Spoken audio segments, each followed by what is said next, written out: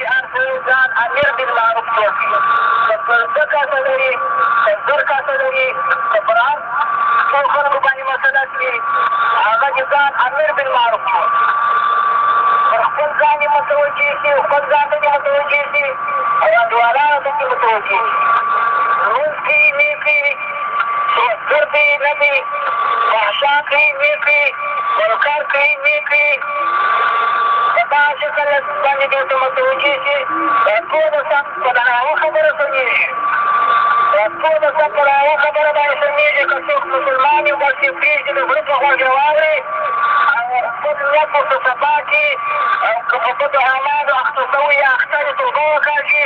دا ټول سم په د هغه بیا سمېږي. ټول به یې واوري، که نه اوري شاید واوري. د هغه خبره ورسره کافي ده. د مسلمانانو د سم مسلمانانو د هغه خبره درلره کافي ده.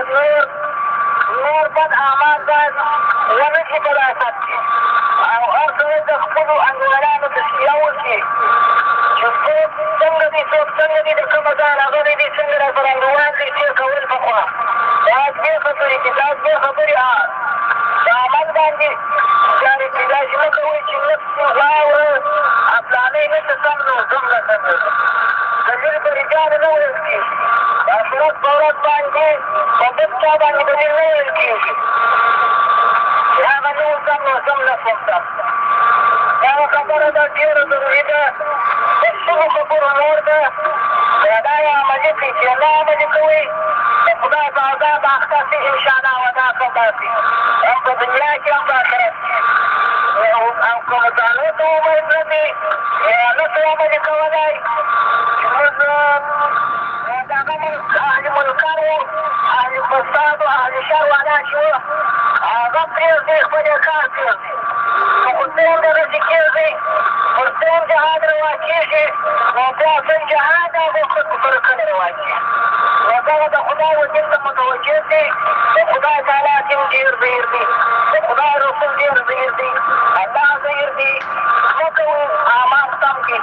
هر سړی پر ځان پیرهدار دی. نه مو بیا د ملا مقابله کولی شي، هېڅوک یې نه شي کولی. او کوم اعمال بد وي نو هر سړی به راباندې غالب وي. هر څه تاوان چې رارسېدي الله به مو دفع نه کړي، الله به مو معاونت نه کړي، الله به مو موږ هغه خلک سره پرېږدي. دا معاونت پر هغه داسې باندې د پروردګار عالم حرام دی چې الله پرې کړي. الله د ناروا خلکو معاونت نه کړي. چې کولی د افغانستان که بچیان بیخي په زکرو په درو که خدای معاونت د هر چا کولی د شاو ملکر والا معاونت یې کولی د هغو دا دې کړی وای. ولې زه په 15 کسه باندې دغه اندازې ته ورسېدلی. نو ته به دا اعمالو ستا نیتونه چې وسمې وو په دې خاطر باندې خپل دغسې اندازې ته ورسېدلی. اوس که دې اعمال دغسې شي نو بیا خدای خبر. ما خپلې ځای درته خلاصې کړې دي. نوره خبره نه ورته ویله. صرف دا دوې خبرې دي. دا اصلي بیخي ډېر دي. نور هېڅ شی نه پکښې ځایېږي. دا دوې خبرې فقط عملي کړي.